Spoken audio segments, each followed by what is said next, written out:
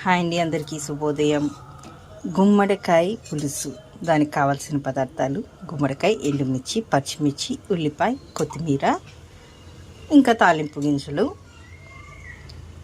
And చింతపండు. తాలింపు గింజల్లో కావాల్సినవి: మెంతులు,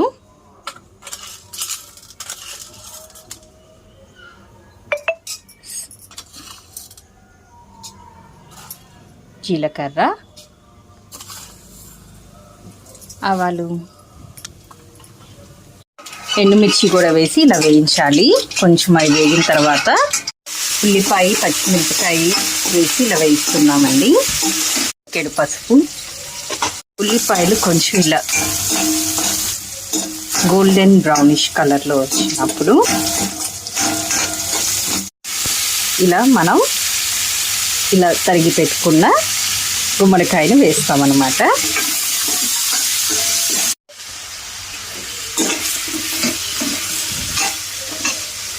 కొంచెం ఇలా గుమ్మడికాయ ఇంకా కాసేపు వేగాలి. కల్లుప్పు, రుచికి తగినంతగా కల్లుప్పు అనేది వేసుకోవాలండి. కొంచెం ఇందులో 1 టీ స్పూన్ కారం, అలాగే 1/2 టీ స్పూన్ ధనియాల పొడి. ఇందాక ఆల్రెడీ పసుపు వేసేసాము. ఇందులో మనం నీళ్ళు అనేది పోసుకోవాలండి, అప్పుడే మనకి కారాలు అనేది మాడకుండా ఉంటాయి.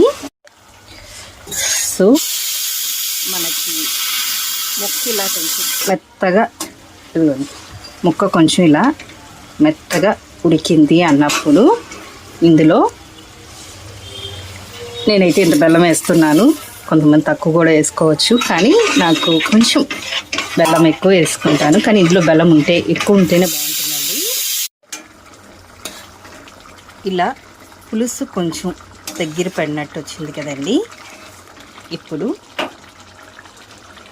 కొత్తిమీర,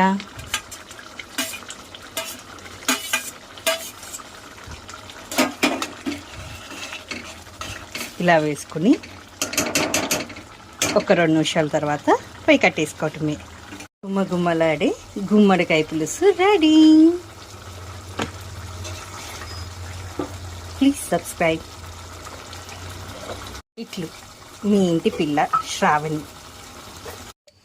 గుమ్మడికాయ పులుసుతో పాటు ముద్దపప్పు కాంబినేషన్ అదర్స్.